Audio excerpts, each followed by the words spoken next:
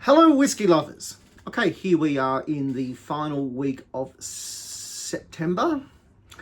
And we're now going to explore the Westward Lamington Porter that we did the week before, not last week, the week before, as a boiler maker.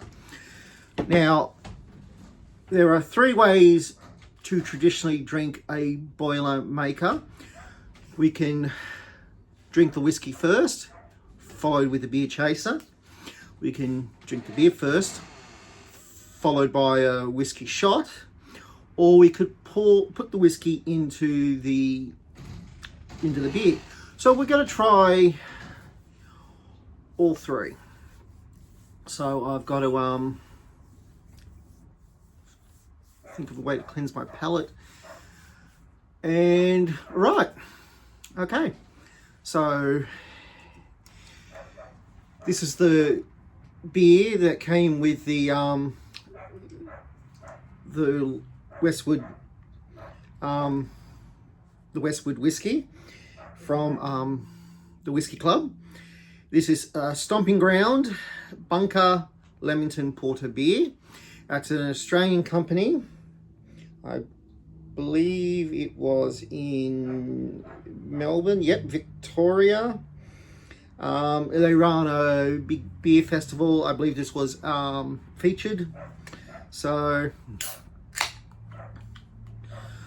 I've got my beer glass. It's a Japanese one.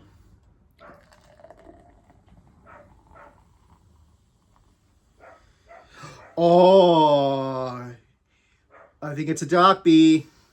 That's a winner. I have a real enjoyment of dark ales and stouts, and it's actually getting hard to find them because a lot of everyone's now into the independent crafters, and they all seem to be doing light beers. So my local liquor land has recently stopped supplying 2 years old, which was much to my chagrin, but they still stock Guinness, which is a good stout. And I did have a really enjoyable Japanese beer called Orion. It was Orion Dark a couple of weeks ago, and that was a very nice dark ale. So,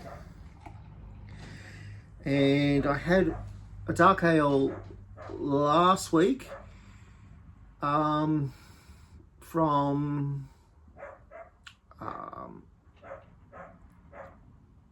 what was it called?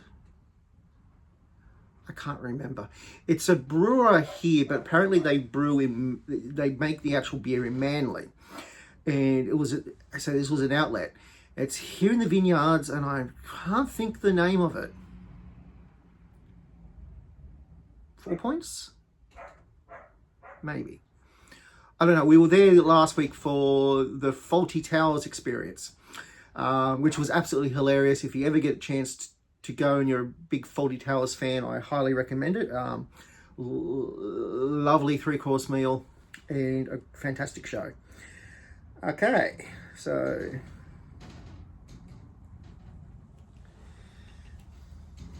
we've got the beer.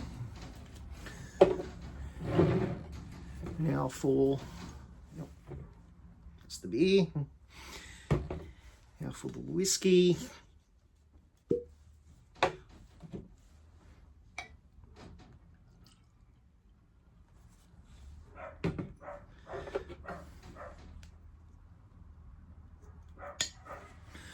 Okay, so we're going to go for the first traditional way.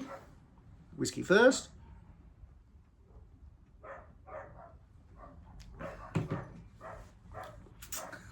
Absolutely lovely. And then followed by the beer.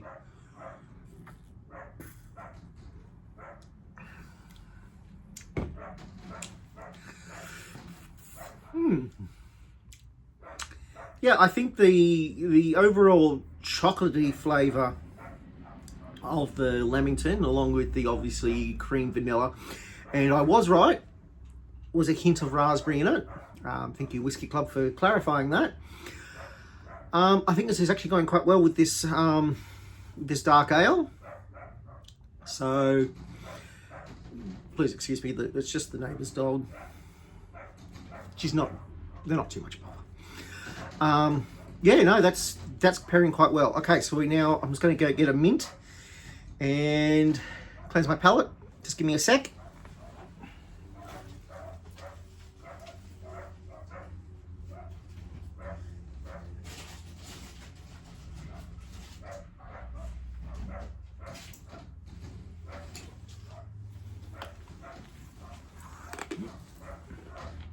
Sorry, I didn't prepare that very well.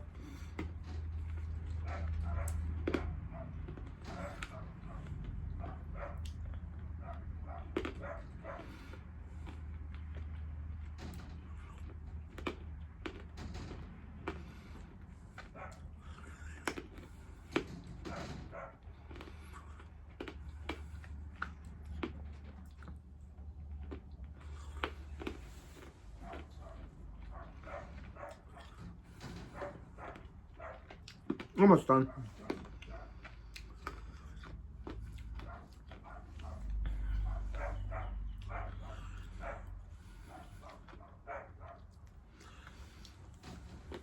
Okay.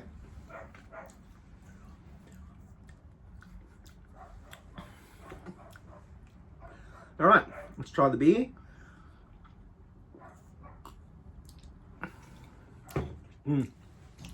Okay, I'm now noticing there is actually a very nice chocolatey flavour to this beer. I just put it down originally to the whiskey, but it is actually in the beer itself. So that's good to know.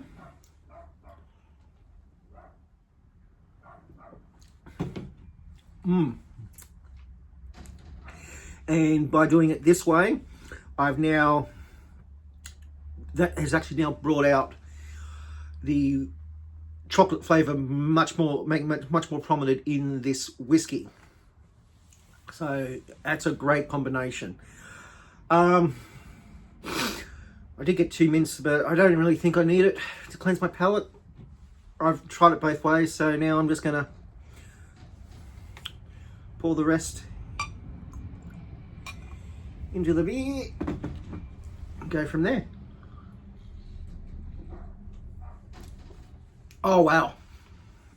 Okay. So it's enhanced the chocolate flavour of the beer, but that slight raspberry taste and that vanilla cream sort of texture, taste, whatever the word is now very evident in the beer itself. This is absolutely fantastic. This is a great combination. Do this again, Whiskey Club. This is absolutely absolutely delightful. Okay, so that brings this week's conclusion. Next week I'm actually going to be trying. A friend of mine has recently been to Greece, and she got me a small bottle of ouzo to try. And while it's not whiskey, I've had ouzo before, but you know what? I'm going to try it. So yeah. So next week will be Let's Talk Ouzo. Okay.